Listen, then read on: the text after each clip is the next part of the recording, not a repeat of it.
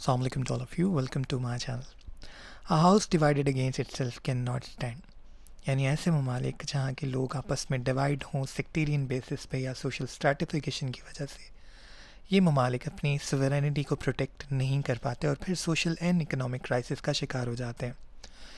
तो अगर इस एडिज को आप पाकिस्तान के पर्सपेक्टिव में देखें तो पाकिस्तान जिसका वजूद आइडियोलॉजिकल ग्राउंड्स के ऊपर हुआ, टू नेशन थ्योरी के ऊपर हुआ, क्या वजूहत थी कि सिर्फ 2 डिकेड्स और कुछ साल बाद ही नेशनल डिसइंटीग्रेशन का शिकार हुआ और डिसमेंबरमेंट का शिकार हुआ और जो है वो 2 हिस्सों में तकसीम हो गया। तो आज की वीडियो में हम देखेंगे कि पाकिस्तान की नेशनल इंटीग्रेशन को क्या चैलेंजेस हैं और उसके लिए वे फॉरवर्ड क्या है। तो without wasting our time let's go to the video. सबसे पहली चीज़ जो समझने की है वो है नेशन क्या होती है। नेशन क्या होती है? Large body of people united by common descent, history, culture और language inhabiting a particular country और टेरिटरी। यानी ये एक कल्चरल एंटिटी है, यानी group of people binding together due to cultural values. तो ये एक नेशन का कॉन्सेप्ट हो गया।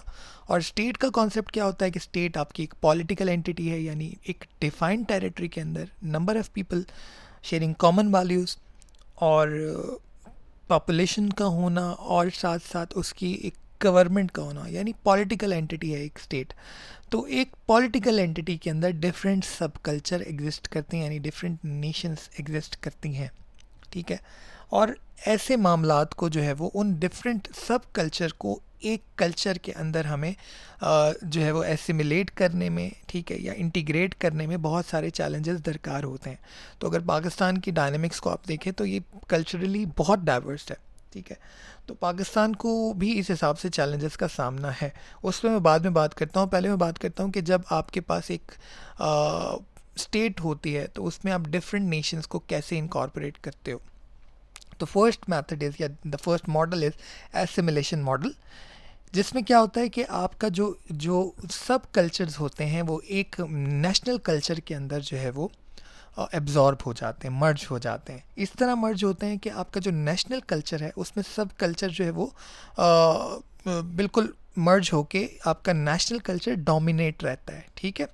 जिसकी एक नुमाया मिसाल आपको जो है वो यूएस हिस्ट्री के अंदर मिलती है, जहाँ पे अगर आप ग्लोबलाइजेशन का जो इरा था, फर्स्ट जो वेव थी जो 1890 से 1920 वाली थी, उसके अंदर यूएस के अंदर डिफरेंट यूरोपियन कंट्रीज़ से और एशियन कंट्रीज़ से इमिग्रेंट आए और वो इमिग्रेंट आके टोटली एब्जॉर्ब हो गए यूएस के कल्चर के अंदर, ठीक है। यही वजह थी कि आपको जो है वो यूएस जो है वो एक उसमें एक मेजर कल्चर, उसका अपना कल्चर नज़र आता है, ठीक है, क्योंकि बाकी सारे सब कल्चर उसमें एसिमिलेट हो गए, ठीक है। तो ये आपका एसिमिलेशन मॉडल है।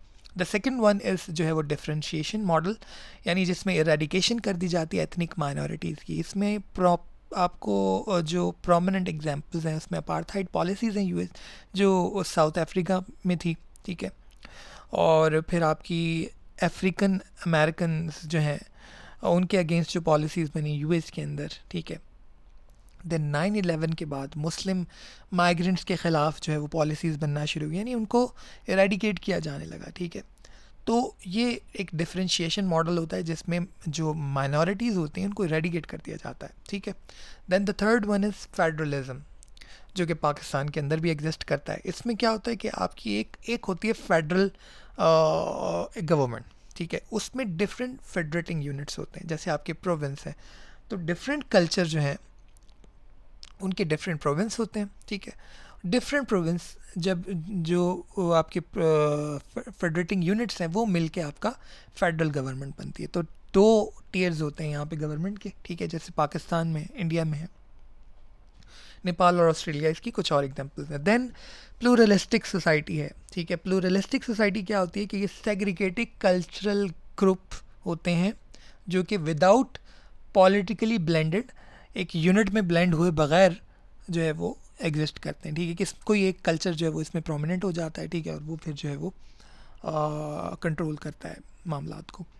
इंडोनेशिया जो है वो इसकी एक मेजर एग्जांपल है, ठीक है, जिसमें डिफरेंट कल्चर जो है वो साइड बाय साइड रह रहे हैं। तो पाकिस्तान जो कि एक फेडरल स्टेट है, ठीक है, उसके चैलेंजेस को हम जो है वो यहाँ डिस्कस कर लेते हैं। द फर्स्ट वन इज़ जो आपका है आइडियोलॉजिकल आइडेंटिटी। अब यहाँ पे 3 थॉट्स जो है वो प्रिवील करती हैं। द फर्स्ट वन है कि पाकिस्तान जो है वो एक इस्लामिक स्टेट है, ठीक है, और मुस्लिम्स यूनाइट हुए, नेशनल आइडेंटिटी हमारी जो है वो मुस्लिम्स की इस्लाम है, और वो एक कॉमन इस्लाम एक कॉमन वैल्यू है, ठीक है, जिसकी बुनियाद पर जो है वो पाकिस्तान एग्जिस्ट करता है। दूसरी थॉट ये है कि जी पाकिस्तान एक जो है वो सेकुलर स्टेट है, जिसमें वो कायदे आज़म के कुछ कोर्ट्स भी जो है वो कोट करते हैं, ठीक है, देखिए जिसमें वो कह रहे हैं कि पॉलिटिक्स के साथ जो है वो कास्ट क्रीड का कोई ताल्लुक नहीं है। तो ये दो थॉट्स जो हैं ये आपकी एग्जिस्ट करती हैं। तीसरी ये है कि जो है मॉडरेट थॉट है कि जी कुछ यहाँ के वैल्यूज़ ली जाएँ, कुछ वहाँ के वैल्यूज़ ली जाएँ, और दरमियाना एक मियाना रवि का जो मामला है वो इख्तियार किया जाए। जो लोग कहते हैं कि डेमोक्रेसी थी मेजर रीज़न जिसकी वजह से पाकिस्तान का क़याम वजूद में आया, क्योंकि इंडिया में यूनाइटेड इंडिया में जो है वो माइनॉरिटीज़ को यानी मुस्लिम्स को जो है उनके राइट्स को प्रिजर्व नहीं किया गया। तो इस डेमोक्रेटिक कॉज की बुनियाद पे पाकिस्तान को जो है वो हासिल किया गया। तो ये 3 थॉट्स हैं, सही गलत का फ़ैसला मैं आपके ऊपर छोड़ता हूँ, ठीक है। मैं आगे चलता हूँ, इसके ऊपर कंट्रोवर्शियल टॉपिक है सब। अच्छा, एक पॉइंट मैं यहाँ पे ज़रूर शेयर करना चाहूँगा कि आपके जो ज़िया के दौर में आपकी जो है वो कुछ इस्लामाइजेशन हुई, ठीक है, फिर उसके जो इफ़ेक्ट थे वो कुछ खातिर ख्वाह नहीं नज़र आया आपको, और फिर आप परवेज़ मुशर्रफ के दौर में भी उठा के देख लें तो कुछ मॉडर्न इस्लामाइजेशन वहाँ पे भी नज़र आती है, उसके भी कुछ ज़्यादा खातिर ख्वाह जो है वो असरात नहीं दिखाई दिए। फिर आपके 1999 में जो है वो आपके अमेंडमेंट पेश की गई थी कि जो शरिया लॉ वो भी पास नहीं हुई। तो आइडियोलॉजिकल ग्राउंड्स के ऊपर डिबेट रहती हैं जिसने आपकी नेशनल जो इंटेग्रिटी है उसको चैलेंज में रखा हुआ है। The second one and the most challenging is सब नेशनल टेंडेंसीज। पाकिस्तान के इब्तदा से ही हमें सब नेशनल टेंडेंसीज़ का सामना करना पड़ा, जिसकी वजूहत जो है वो बैड गवर्नेंस भी थी, और भी डिफरेंट आपकी जो डायनेमिक्स है आपकी वो भी डेमोग्राफी भी काफ़ी हद तक इसमें रोल प्ले करती है। तो सब नेशनल टेंडेंसीज़ आपकी जो है उसमें आपकी लैंग्वेज कंट्रोवर्सीज़ भी आपको नज़र आती हैं, ठीक है, और फिर आपका बलूचिस्तान के अंदर जो डिफरेंट पार्टीज़ हैं वो भी सब नेशनल टेंडेंसीज शो करती हैं। तो ये भी एक चैलेंज पाकिस्तान के लिए रहा है जिसको आप गुड गवर्नेंस से सॉल्व कर सकते हो, ठीक है, और यही सब नेशनल टेंडेंसीज थी जिसने दुश्मन को मौका दिया कि वो पाकिस्तान को जो है वो डिसमेंबर्ड कर सके 1971 में। Then the third one is sectarianism, sorry for the pronunciation. Well, sectarianism जो है वो भी आपको पता है कि आप चाहे वो 1979 से 1989 का दौर देख लो, ठीक है, वहाँ पे आपके जो है वो सेक्ट को यूज़ किया गया, ठीक है, और फिर आप जो है वो हर कुछ अरसे बाद एक वेव देखते हो शिया सुन्नी कंट्रोवर्सीज़ की। तो ये भी एक इशू है जिसने पाकिस्तान की नेशनल इंटेग्रिटी को चैलेंज में रखा हुआ। Then governance and economic development, the most important issue कि गवर्नेंस आपकी जो है वो आप सही से जो है वो चीज़ बजट एलोकेट नहीं करते हो, ठीक है, और जैसे पानी का मसला है, आपके प्रोविंसेस जो हैं वो कॉन्फ्लिक्ट में है पानी के इशू पे। सिंध कहता है कि पंजाब उसको शेयर नहीं देता है, ठीक है, और बलूचिस्तान कहता है कि सिंध से उसको शेयर नहीं मिलता है। तो गवर्नेंस के इशू जो है वो हमारे यहाँ रहते हैं जिसकी वजह से नेशनल इंटेग्रिटी को चैलेंज रहता है। फिर अगर आप 1971 में बात कर लो तो उस टाइम भी जो आपका ईस्ट पाकिस्तान था उसको भी जो शिकायत थी वो यही थी कि बजट जो है उसकी एलोकेशन सही नहीं होती है। तो गवर्नेंस जो है वो एक बहुत बड़ा चैलेंज है पाकिस्तान की नेशनल इंटीग्रेशन के लिए। दैन इंटरनेशनल डायमेंशंस, आपकी जैसे कि आपको पता है कि बैलेंस ऑफ पावर का गेम होता है, ठीक है, और आप एशिया में बैठे हो, यहाँ पे राइजिंग पावर है चाइना, उसके ओपोनेंट में इंडिया को यूएस सपोर्ट करता है। फिर पाकिस्तान की जो अपनी डायनामिक्स हैं, आपकी टेरिटोरियल इश्यूज़ हैं इंडिया के साथ, ठीक है, तो इंडिया जो है उसकी इन्वॉल्वमेंट आप कुलभूषण जाधव का मामला उठा लो या और डिफरेंट मामलात आप देख लो। एक रिपोर्ट मुझे एग्जैक्टली याद नहीं है कि हाइब्रिड वारफेयर जो है उस हवाले से कि सोशल मीडिया के कोई 150 नेटवर्क जो हैं वो पाकिस्तान के अगेंस्ट काम कर रहे थे, इंडिया जिनको मोनिटर कर रहा था। तो इंटरनेशनल डायमेंशंस भी हैं, ठीक है, जो कि हमारी नेशनल इंटेग्रिटी के लिए चैलेंज है, क्योंकि इंडिया जो है वो सब नेशनल टेंडेंसीज़ को सपोर्ट करता है, ठीक है, और उसकी वजह से आपके कॉन्फ्लिक्ट रहते हैं। बलूचिस्तान में उसकी इन्वॉल्वमेंट आपको नज़र आती है। तो ये कुछ चैलेंजेस थे आपके नेशनल इंटेग्रिटी को। वे फॉरवर्ड में सबसे पहली चीज़ आपका सोशल जस्टिस है। सोशल जस्टिस यानी fairness in relation between individual in society, ठीक है, यानी इंडिविजुअल जो है उनको इक्वल एक्सेस ऑफ वेल्थ का, अपॉर्चुनिटीज़ का, सोशल प्रिविलेजेस का। अगर आप इक्वल एक्सेस दोगे, सोशल जस्टिस रखोगे, तो फिर जो है वो हमारे अंदर वी फीलिंग्स जो हैं वो बढ़ जाएंगी, ठीक है, और हमारी कौम जो है वो एक मजबूत कौम बन के सामने आएगी। देन नेशनल आइडेंटिटी जो है, इस्लाम जो है, इसमें इमाइल दुरखैम भी बड़ी सॉलिड बात करते हैं कि रिलीजन जो है उसने उसका जो मेजर फंक्शन है वो लोगों को यूनाइट रखना है, ठीक है। और फिर अगर आप वहाँ देखो तो आपको अल इमरान में आयत नंबर 103 में भी जो है वो हवाला मिलता है, और मजबूत पकड़ो रस्सी अल्लाह की आपस की, और आपस में मिलके फूट मत डालो।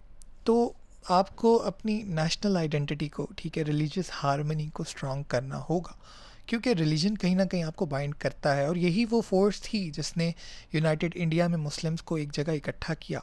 तो अगर आप देखो तो सबसे ज़्यादा टारगेट आपको कहाँ किया जाता है, आप इस्लामोफोबिया, आपकी रिलीजियस जो बाइंडिंग है उसको टारगेट करता है, ठीक है।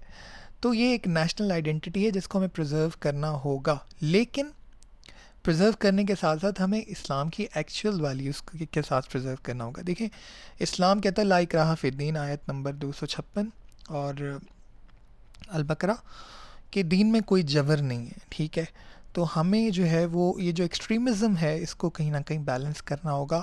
हमारे जो मेंबर हैं वहाँ से यूनिटी की आवाज़ आनी चाहिए, वहाँ से इंतशार की आवाज़ नहीं आनी चाहिए, ठीक है। जो आपकी काउंसिल है उलमा की, उसको भी इस तरह के मामलात को देखना चाहिए कि यूनिटी जो है वो आगे आए, अच्छे मैसेजेस आए, ना कि इंतशार फैले, क्योंकि इस्लाम जो है वो आपका अमन का दीन है, वो कहीं पे भी जो है वो जुल्म और जबर का लेसन नहीं देता। देन आपकी पॉलिटिकल स्टेबिलिटी बहुत ज़्यादा मैटर करती है। देखिए, एक गवर्नमेंट आती है, एक पॉलिसी बनाती है, ठीक है, दूसरी गवर्नमेंट आती है, दूसरी पॉलिसी बनाती है, और फिर क्या होता है कि आप इकोनॉमिकली वीक होते चले जाते हो। अभी रीसेंट इफ़ेक्ट आप देख लो कि अभी जो इमरान खान की गवर्नमेंट टॉपल हुई, उसके बाद जो दूसरी गवर्नमेंट आई, उसके बाद आप स्टॉक मार्केट उठा के देख लो अपनी, ठीक है, और जो है वो डिफरेंट सेक्टर उठा के देख लो, तो पॉलिटिकल इंस्टेबिलिटी आपको हमेशा से चैलेंज रहती है, ठीक है। और इनिशियली आप अगर अपना फर्स्ट एरा देखो 1951 से 57 तक का, तो वहाँ पे भी जो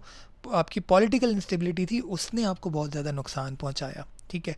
तो अगर आपको नेशनल हार्मनी चाहिए, अगर आपको नेशनल इंटीग्रेशन चाहिए, तो आपको पॉलिटिकल स्टेबिलिटी रखनी पड़ेगी, ताकि स्टेबल पॉलिसीज़ जो हैं उनको लाया जा सके, और अच्छी गवर्नेंस जो है उसको हम प्रमोट कर सकें। गुड गवर्नेंस किस तरह से मैटर करती है कि जब आप इक्वल रिसोर्सेज देते हो, ठीक है, इक्वल अपॉर्चुनिटीज़ देते हो, तो फिर कॉन्फ्लिक्ट नहीं होते।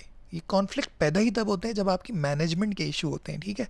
तो गुड गवर्नेंस जो है वो भी काफ़ी हद तक आपकी सोशल स्ट्रैटिफिकेशन को कम करती है और नेशनल इंटेग्रिटी को मजबूत करती है। दैन इकोनॉमिक डेवलपमेंट, देखें आज का दौर जो है वो आप इकोनॉमी का दौर है, ठीक है। पहला दौर वो गुजर गया जब जो है वो आप अपनी जो स्टेट है उसमें जो एक जो ट्रेडिशनल कॉन्सेप्ट था सिक्योरिटी का, उस पर फोकस किया करते थे। वो आपने सुना होगा modern warfare lies in economic zone, ठीक है। फिर ग्लोबलाइजेशन है, आप इतना ज़्यादा इंटीग्रेट हो गए हो कि अब जो है वो बॉर्डर तो वैसे ही आपके जो है ना वो काफ़ी क्या कह सकते हैं कि बॉर्डर वाला जो सिक्योरिटी का कॉन्सेप्ट था वो थोड़ा थोड़ा चेंज हुआ है। सिक्योरिटी का कॉन्सेप्ट 21st सेंचुरी में बहुत ज़्यादा चेंज हुआ है, ठीक है। आइडियाज़ चेंज हो गए, ठीक है, और थ्रेट्स चेंज हो गए। तो आप अब जो है वो इकोनॉमी के through win win situation create की जाती हैं। विन विन तो खैर ये कॉन्फेक्चुअल बात है। इसमें ये होता है कि देखें अब जो है वो इंटीग्रेशन का दौर है, रीजनल कनेक्टिविटी होगी, ठीक है, और डिफरेंट प्रोजेक्ट हैं, OBOR है, CPEC है, ठीक है। तो जब तक आप इकोनॉमिकली स्ट्रांग नहीं होगे ना, आप अपनी पॉलिसीज़ नहीं बना सकते, क्योंकि जो दूसरे मुल्क की पॉलिसीज़ हैं वो माइट भी आपकी इंटेग्रिटी को इफ़ेक्ट करें। जैसे अभी यहाँ पे आप देखो कि आप इकोनॉमिकली सेल्फ सफिशिएंट नहीं हो, तो जब आपने डिसाइड किया कि आप जो है वो टर्की में जो I am not sure Turkey में थी, या जो डेमोक्रेसी की जो आपकी कॉन्फ्रेंस हो रही थी, उसको आप जो है वो ज्वाइन नहीं कर सके, ठीक है। तो क्या वजह थी कि यहाँ से आप जैसे ही जो है वो उन ममालिक के साथ जुड़ना चाहते हो, आपको सऊदीया कहता है कि जी आप मेरा लोन वापस कर दो, ठीक है। और यूएस भी आपके ख़िलाफ़ जो है वो बड़ा स्ट्रिक्ट किस्म के मेजर्स वो ले लेता है। तो आप इकोनॉमिकली जो है वो डिपेंडेंट हो, ठीक है, जिसकी वजह से आप ऐसी पॉलिसीज़ नहीं ला सकते जो नेशनल इंटेग्रिटी को सपोर्ट करें। तो आपको इकोनॉमिक डेवलपमेंट के ऊपर भी काम करना होगा बहुत ज़्यादा, ठीक है। अच्छा, ये तो थे कुछ वे फॉरवर्ड और चैलेंजेस। आखिर में आपके लिए मैसेज है कि खुदारा खुदारा खुदारा अपनी इस मसरूफ़ ज़िंदगी में अपने बड़ों को, अपने वालिदैन को टाइम देना मत भूलें। जैसे जैसे वक्त गुज़रता जा रहा है, हम वक्त बहुत तेज़ी से गुज़र रहा है और हम लोग एक तेज़ तरीन दौर में दाखिल हो चुके हैं जहाँ हमारे पास हमारी फैमिली के लिए टाइम नहीं है। लेकिन ये बुज़ुर्ग हो चुके हैं, अगर बुज़ुर्ग नहीं हुए तो जवान भी हैं, तो हमें इनको वक्त देना है, क्योंकि यही वो चीज़ है जो हम अपनी वैल्यूज़ अपने पेरेंट्स से सीखते आए हैं कि हमें अपनी फैमिली को वक्त देना है, उनको यूनाइट करना है, उन्हें सिर्फ हमारे वक्त की ज़रूरत है। तो ज़्यादा से ज़्यादा कोशिश करें अपनी फैमिली को वक्त दें, अपने वालिदैन को वक्त दें, इससे पहले कि देर हो जाए।